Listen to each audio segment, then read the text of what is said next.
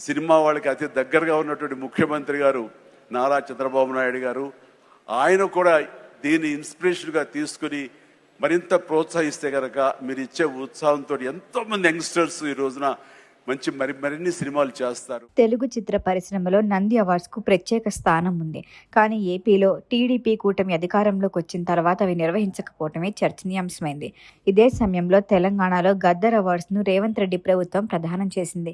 AP deputy CM Pawan Kalyan cine రంగానికి చెందినవారే కావటం, హిందూపురం ఎమ్మెల్యే నందమూరి బాలకృష్ణ కూడా పరిశ్రమకు చెందినవారే కావటం వల్ల అవార్డులపై రాజకీయ విమర్శలు వచ్చే అవకాశం ఉందనే అభిప్రాయం వ్యక్తమవుతోంది. ఇక చంద్రబాబు నాయుడు నిర్ణయంపై అందరి దృష్టి ఉంది. సినిమాటోగ్రఫీ మంత్రి కందుల దుర్గేష్ సానుకూలంగా ఉన్నట్టు సమాచారం. నంది అవార్డుల బంతి ఇప్పుడు ప్రభుత్వ కోర్టులోనే ఉందని పరిశ్రమ వర్గాలు భావిస్తున్నాయి.